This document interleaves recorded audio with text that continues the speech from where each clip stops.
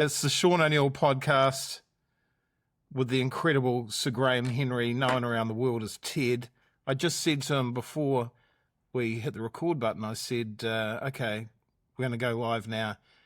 We're not live, record it. And he says, what, no introduction? Of course I'm going to do an introduction. The great Sir Graham Henry, Ted. Thanks for making time for us, Ted. How are you? I'm a bit slow this morning, to be fair. Really? Okay. I had tour group went out last night and was a wee bit late. Oh, okay. But, Yes, I understand. I'm here this morning, Shaun, because, I've made a commitment Yes, you have. to you, and here I am. And do you know what? I said to my sons, do you know what? This is the thing with All Blacks and All Black coaches, anybody wrapped up with the All Blacks. If they make a commitment, they'll be there. There's no doubt. There's not, I wonder if he's, and I said to you, hey, if you can't turn up, don't turn up, but I knew you'd be here. It's just the way it is. Values, see? Ted, how much harder is a second test compared to the first? Oh, well, they've got, made some changes, particularly at 9 and 10. And so they've got an older side in, a team that's won 2 World Cups, basically. A lot of caps, a lot of experience. And they'll put a lot of pressure on us at scrum and the driving line out and the ball in the air. So we know, we pretty well know what's going to happen. We just got to have to handle it, Our guys will get better than they did in the first test. So there will be some growth because it's a pretty young side with a new coaching team. So they will improve. It's just going to be a massive test again. The All Blacks got what they wanted in Ellis Park. What do they need to do again on Saturday to get that second test won?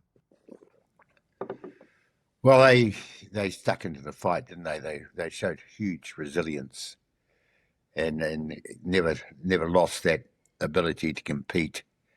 The guy was very proud of them. And I've seen a lot of test matches, and probably this particular test match, they showed more mental toughness than I can remember in any test match for a long, long time. And so you just got to be proud of what they did because they're under extreme pressure.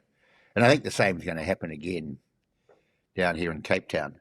They're going to be under extreme pressure, but when they get the opportunity, they took those opportunities, and that was the difference, And but they've had a test together, and I think they could improve from the Johannesburg test at Ellis Park.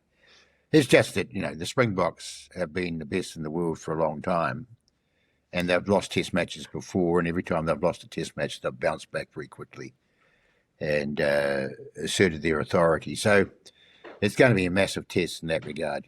Can we handle that? Can we get above that? Can we play our game under those extreme pressures? And that's what the boys will be trying to do. They'll be doing their best. That's all we can ask. So Cape Town is at sea level. Does that suit the All Blacks? What difference does it actually make when you're playing at sea level?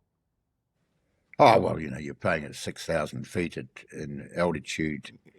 There's less air, so the lungs are burning more.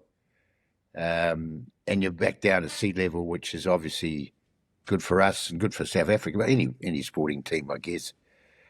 We're playing at the football stadium here. They used to play at Newlands. Newlands now is not available. It doesn't pass the health and safety.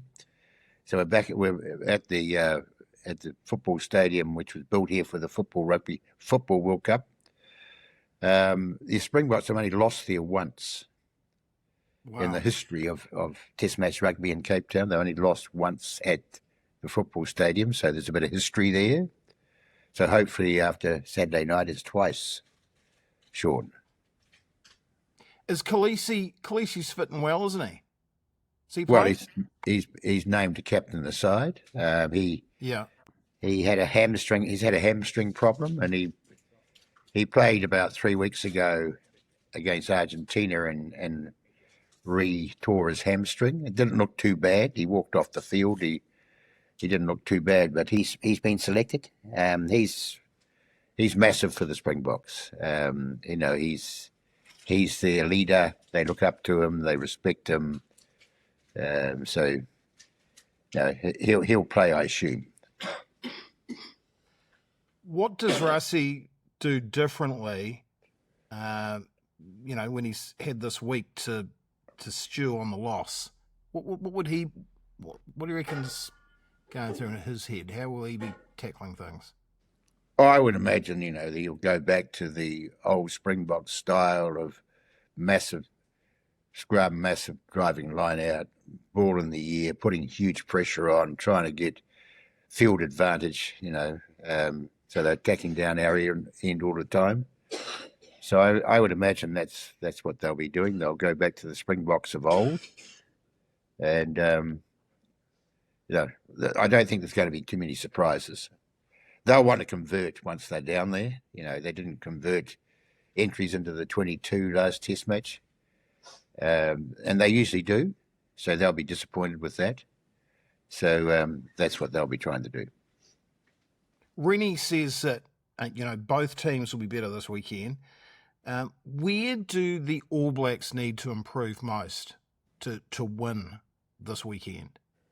Oh, I think we've got to start at scrum, don't we?